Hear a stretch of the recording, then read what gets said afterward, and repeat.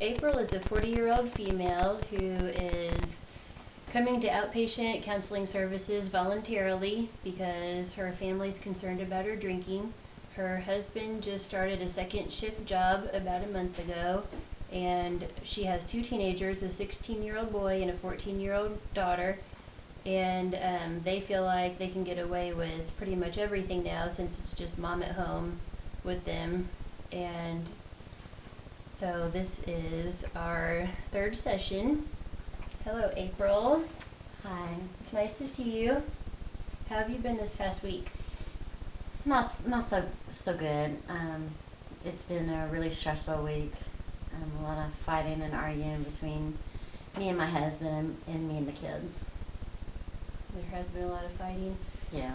Well, last week you had told me that your husband started that second shift job about a month ago, and the kids have kind of been walking all over you and not listening to you since your husband's not there.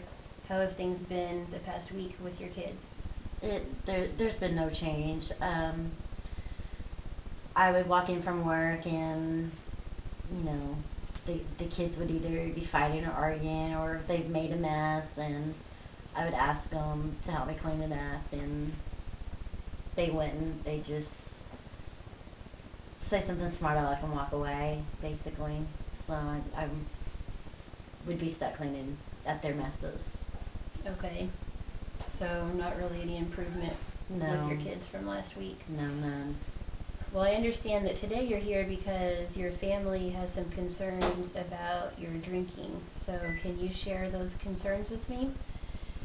Yeah, I guess I've been drinking a lot here lately, and with the stress at work, it's tax time, and I'm an accountant, and the stress of trying to get taxes ready, and then the stress of coming home and the kids not listening, and my husband not being there to help me or support me, and the fighting and the arguing has just led to more drinking, I guess. Okay, so how have you been dealing with the stress? Drinking. When it gets to be too much, I'll go and lock myself up in my room and open up a bottle of vodka. And how does drinking help you with your stress? It relaxes me. I guess you could say I don't really care about much of anything when I'm drinking. I just feel relaxed, like nothing can bother me. The fighting can go on and like whatever. Okay, so you enjoy drinking because it just helps you calm down and helps you relax? Pretty much. Definitely the relaxing. I'm not as stressed when I'm drinking, I guess you could say. Okay. So have there been any difficulties as a result of your drinking? Yeah, I really didn't see it as any difficulties. I guess I really didn't see it. But I I wasn't. I guess I wasn't really being a good mom.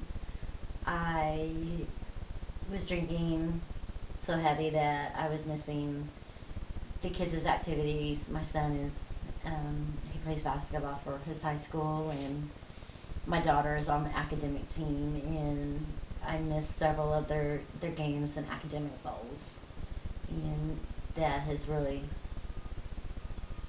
made tension in the air between me and the kids. I mean, they're pretty angry every time I missed a game or an activity. Okay, so you're saying that your drinking caused you to miss some of their activities, and that has caused them to become upset with you? Yeah, and it wasn't just the kids. I mean, my husband was pretty mad at me too. He feels like since he can't be there because he's working second shift, that as the only parent available, I should be there. I should be supporting our children. Okay, so your husband gets upset that he can't be there and he expects you to be there to support your kids, and then he gets upset whenever you don't make it to their events. Pretty much, yeah. Okay, so what do you think is going to happen if you continue drinking? I may lose my family. my kids already don't see me as mom anymore because of the drinking and missing activities and not being a support system for them. And then my husband he stays mad at me all the time. I'm afraid if I don't quit drinking, I'm going to lose them all. So how would you want things to be different 6 months from now? I like to see us as a happy family, getting along, communicating, drama free, just where we were, I don't know, 5 years ago, 4 or 5 years ago, happy. I haven't been happy in a long time. Okay, so what kind of, you referred to there's drama and the communicating, so what seems to be the problem with those things? I think with my kids, you know, when I ask them to do something, they don't listen to me. They just, either a smart aleck answer or a snappy comeback or something. They say something sarcastic, and usually when that happens, I get pretty angry pretty quick. And then it's like with my husband, he doesn't even hear me anymore. There's no communication, which makes me angry. So what do you do when you're angry? I lock myself in my room and drink a bottle of vodka. Okay. So how would you say, do you guys handle communication effectively in your house? No, we don't. There's no kind of communication between me and my husband or me and my kids. I mean, they have a great relationship, my husband and my 2 children. They have a great relationship, but I guess because of all my drinking, the communication between the 4 of us is lost. Okay, so what do you think is preventing you from having a good relationship with your husband and children? My drinking, I think that's preventing me having the relationship I want with him. Okay, so how would you want to turn things around? I think to turn things around, I would need to, first off, quit drinking, learn how to communicate with my children, learn how to handle my stress without drinking, learn to be a mom again and wife, somebody that my husband and my children can depend on. Right now, I guess they can't depend on me with my drinking, and so I'm gonna change that. I want my children to see me as mom again. Okay, so how long have you been drinking? I've always been kind of a social drinker, but I guess the heavy drinking started a couple years ago when I got promoted at work. The stress just kept piling up. Not that the work was harder, it's just more was expected of me, and I was putting in longer hours, and I think it just got to be too much, and then I would take, it started out I was just taking a drink to relax me, and then it was taking, a drink to overcome stress, and I think it just kept snowballing from there. Okay, and how often do you drink? Well, it used to be just once or twice a week, but here, I guess in the last couple of months, it's been more like 4 or 5 times a week, if not more. Do you know what the cause of the increased drinking has been? The stress, the arguing and fighting with my family, the disrespect, the drama. I think all of that has contributed to more drinking. Okay. When was the last time you had a drink? I think last night. Last night? I probably drank about half a bottle of vodka, if not more. Okay, and do you remember what happened right before you decided to drink? Yeah, once again, I had a really stressful day at work. It's tax season and trying to get taxes done and everything together by the end of the season. It's just a really busy day, and I get home and the kids are fighting and yelling and arguing. They had dirty dishes everywhere, and then of course my husband not being home to support me.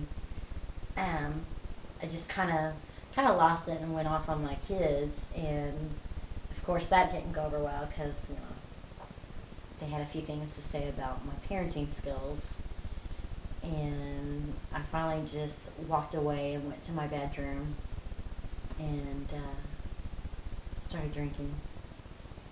Okay, so usually would you say, you're stressed out from work and then your kid's not listening to you and arguing, that it's kind of a pattern, and that's why you usually drink, is that's just how you know how to deal with the stress? Yeah, I think that's how I deal with the stress now. And I don't know how to deal with it. I think I lost how to deal with it. Okay, and you said that you felt sad in the past, and did you know that drinking can actually intensify the sadness feelings because it's a depressant, so it can actually make feelings or symptoms of depression worse than what they are without the alcohol? Mm.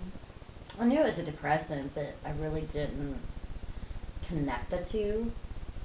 I didn't realize that I felt really more sad, I guess, and more upset due to the drinking. Okay, It was exasperating it. oh, excuse me. Have you ever tried anything else to cope with the stress besides drinking? No, No? no. Drinking just relaxes me, and that's just what I felt I needed. Okay. Now, I know it's important to know how to relax when you're feeling the stress at work and the stress at home, and it certainly sounds like, kids not listening to you and then the high demands at work would cause a lot of stress. Would you be interested in learning a relaxation technique? That would be great. If I could learn something to help me relax, maybe I wouldn't be as stressed out. Okay. And this can be used anywhere, really. It does not take much time, and I mean, you could do it without people even really realizing that you're doing it. So, I'll demonstrate it for you. It's a deep breathing exercise, and then you can do it after I do it. So you'll inhale to the count of 5, and then you'll exhale to the count of 5. So, would you like to try that? Sure.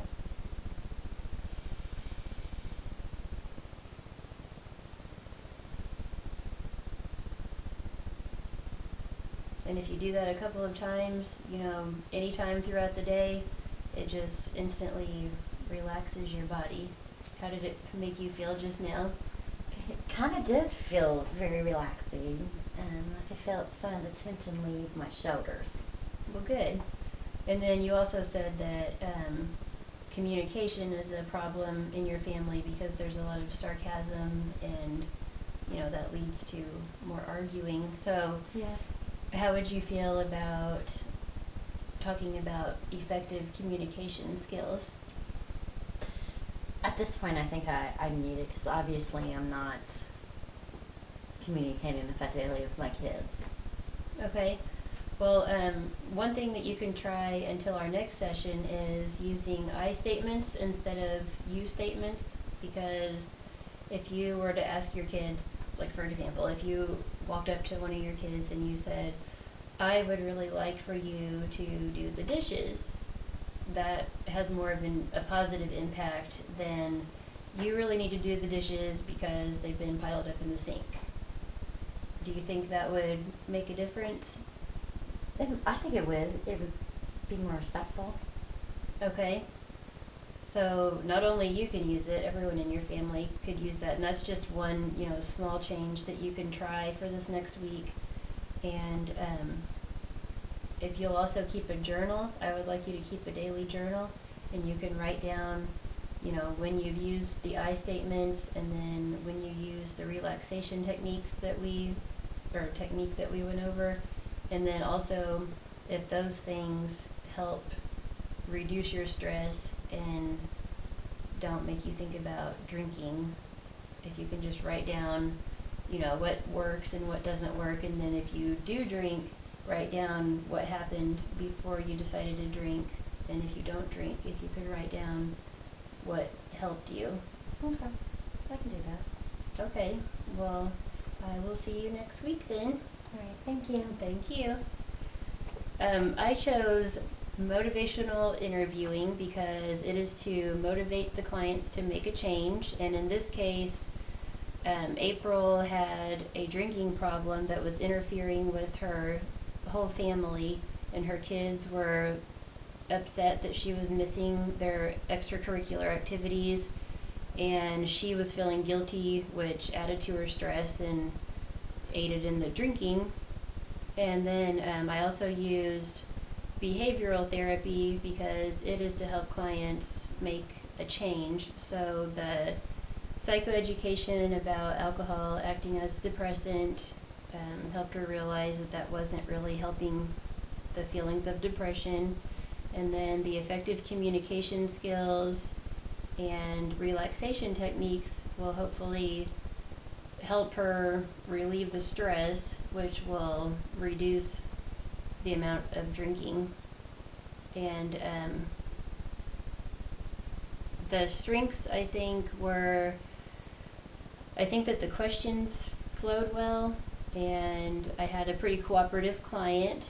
And the things I would do differently is I just was not completely comfortable with the techniques just because I haven't actually practiced them very often. So even though I researched them and, read about them, it's uncomfortable until you practice them more. So I would want to practice the techniques more. And the ethical implications for the two techniques would be making sure that the therapist doesn't kind of force the client to make a change, because it's more of an eye-opening questions that you're asking, and they still have to make the decision. And also just not forcing your beliefs or your interventions if they don't want to do it, because it's up to the client. So, thank you.